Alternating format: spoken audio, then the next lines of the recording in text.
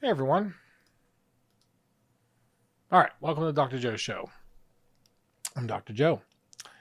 So tonight we're going to talk about how to stand out on a college application.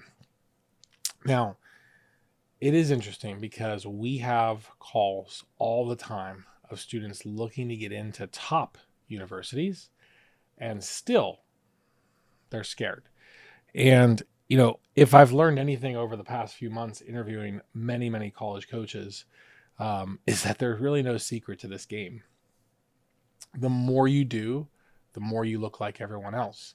Having uniqueness and being able to stand out as an individual is one of the key things to getting into a top college. Something abstract, something abnormal, something different than in a million activities. Top of the marks of everything else. Won all these awards. That's just like everything else. They're not impressed by that. Second is the why. Why do you want to go to that school? And I really want you to understand when I say why, you should be able to articulate it. It should literally come out from your soul, because admissions interviews will see right through that. You cannot go in unprepared to answer that question of why do you want to come here? And if you're looking at going to top schools just for the sake of prestige, top schools can sniff that out. They want kids who know everything about their university. And so if you're not going to do the work, if you're not going to put the legwork in, trying to understand what the ins and outs of that particular university is, then you're going to be disappointed when the decision comes back that you did not get in. And so think of it this way. The 8 Ivy Leagues are all unique. They all have completely different curriculum. They all go after completely different sets of students, yet they all compete against each other, right? So it is kind of like dating in that case, and that if you're trying to court one or you're trying to court 8, your attention and focus, what is going to stand out more? So the Ivy Leagues know they're competing against them. Chances are, if you're applying to one, you're applying to others. But designing a specific application for a certain school is extremely important as well. Columbia, Princeton, Harvard, different curriculums. Why do you want to go there? Or you just want to go because it's a top school? Years ago, when I was interviewing, I was given some really good advice. And when they say, why do you want to come to this school? Why are you interviewing here? Why do you want to come to the school?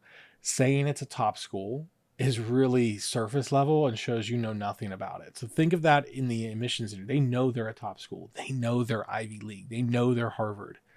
Why do you want to come here? And you, again, have to have that deep level of understanding and that deep level of purpose. So I'll use a sports analogy. I often like to compare this to football or soccer, but football has goalposts, right? So where are your goalposts?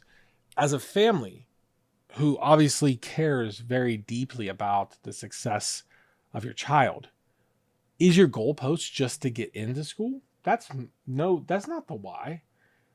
The why is, what are you going to do with that degree?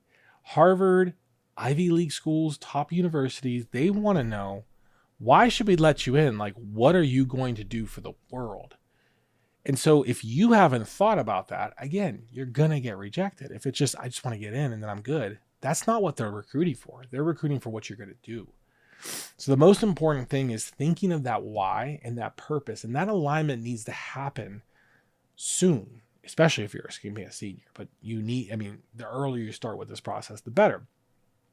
Don't start a passion project in between your junior and senior year. That doesn't impress anybody.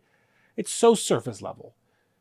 You need to understand that passion comes from, I would do it anyway if it wasn't for college admissions. That's a passion project. Are you doing it just to get in, or are you doing it anyway because you already love to do this? Again, admissions officers are not dumb. They will see right through that. Keep that in mind. So the other big thing is early decision. I'm going to talk about demonstrated interest as well. But early decision or early action, early decision is going to help accelerate the admissions criteria, but it is a binding contract. If you don't know the difference between ED and EA, you need to look that up. Early action is like a gentleman's agreement. Early decision is a binding contract, but it can substantially increase your chances of getting at said school if you fit the profile, right? It's not going to make a miracle case for a student that's on the fringe to get in. So the other big criteria that students need to understand is the demonstrated interest. What is demonstrated interest? It's if you actually truly want to go to that school, how much do you follow that school? Do you subscribe to their emails? Do you open their emails? Do you click through their emails? Do you visit the school? Did you do a virtual visit?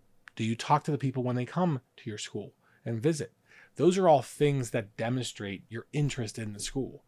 So you do need to do all those criteria, and you do need to put the time in to first reflect on why you want to go to the school and then figure out how you fit into that school's criteria and align the profile in such a manner. And so kids, if you're not working on this right now, you need to be. You need to be starting the process in the summer because fall is going to come very quick. Summer is going to be over and you're going to be left scrambling to get in to a university. So even top students get rejected from top schools. So we need to make sure we build a competitive profile that aligns with what those schools are looking for. So hopefully this helped. We'll come back again next week. I am just trying out this software, hopefully, and it works. But thanks for watching.